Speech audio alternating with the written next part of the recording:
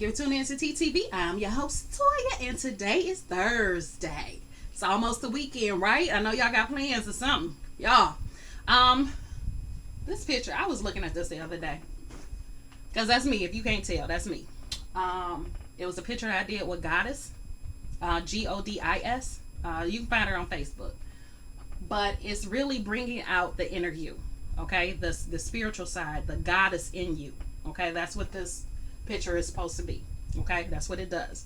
And so when you look at it and reflect on it, you can understand that that's a part of who you are. And you can feel that goddess that's in you and feel the beauty of being a woman, okay? And if you're a guy watching this, then it's this the beauty of being a man, okay? The divine masculine, divine feminine. That's what that represents.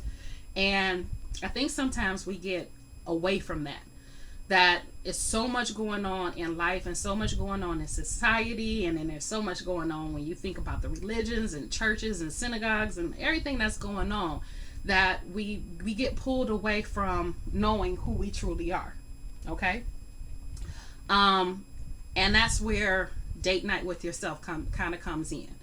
You really need to spend time with yourself. Really spend time with knowing who you are. What is it that you like? What is it you don't like? What are you willing to put up with? What are you not willing to put up? What do you need to improve on?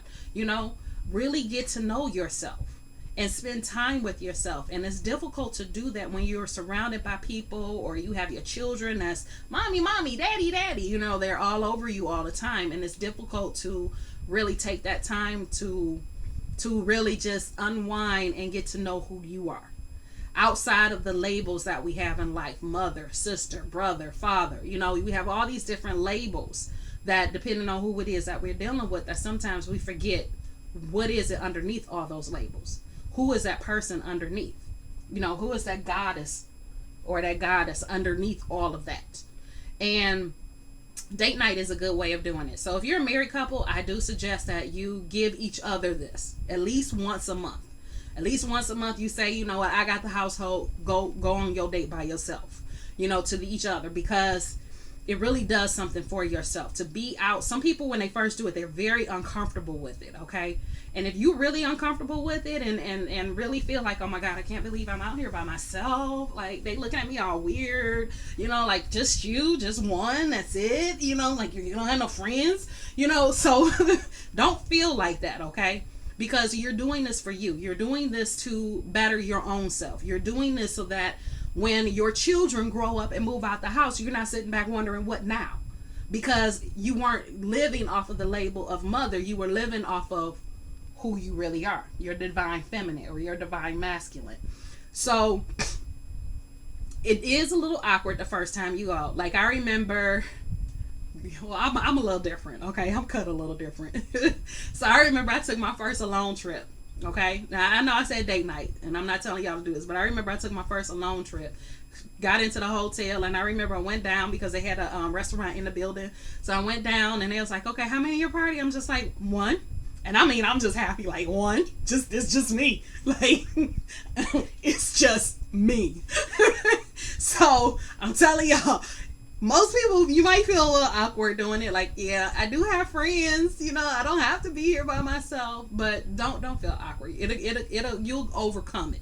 You know, don't try to bring distractions and things like that either. If you're going to bring anything, maybe take a notebook so you can sit back and journal while you're there by yourself, and journal about what the experience is making you feel. Like, how do you feel going to this place by yourself?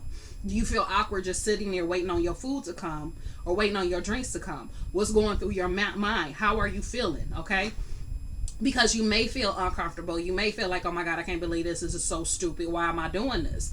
But as you keep doing it and as it becomes a practice for you, you'll find yourself, you know, can I get a window seat? You know, when you go to the restaurant, can I get a window seat? And you just find yourself looking out the window, and it's just so much that comes to you as far as who you are, what you like, what you need to work on. Like, all these things start downloading to you.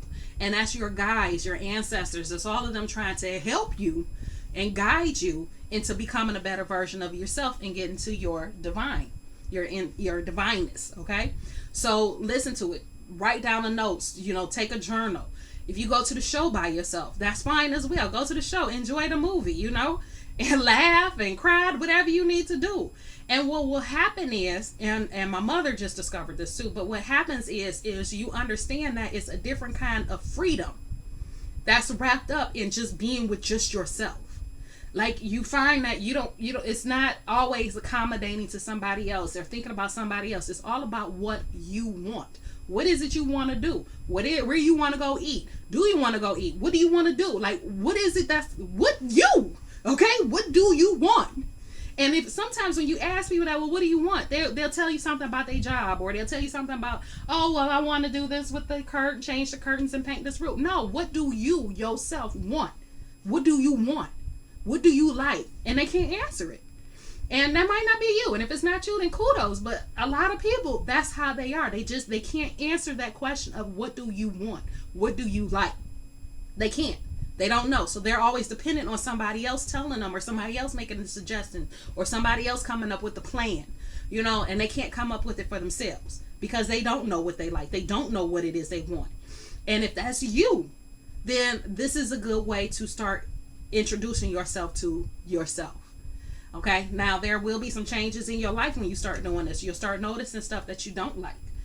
Stuff will become like things that maybe didn't irritate you so much before is going to start irritating you, because now you don't like that. You know what peace feels like, and now you want to keep that peace. And it's a good thing too to teach with your children. Allow your children to have time by themselves. Go in your room and play. Like, just take some time. Go play in your room. You don't need to be up under mama all the time. Go play in your room. You want to do the water hose or get you a swimming pool, get the little swimming pool, the little kiddie swimming pool, put them outside. You sit there, read your button, but just let them have fun. As long as they're not hurting themselves, let them have their time. Okay? Because then you get your time. But that's pretty much it for today. As far as all of that goes, it's just really take yourself out. Do something you like. Or if you don't like, then just try different things. But do whatever it takes to get to know yourself better so that you can get to the divinity that's inside of you. Because that's really one of the goals in life, is to really find out who you are and come back to that and experience life as that. Okay, so get back to your divinity and start with date night. Just that simple. Just start with date night with yourself. Oh, that went down the wrong way. I'm about to choke on my own saliva. But anyway, I love you, and I will talk to you tomorrow.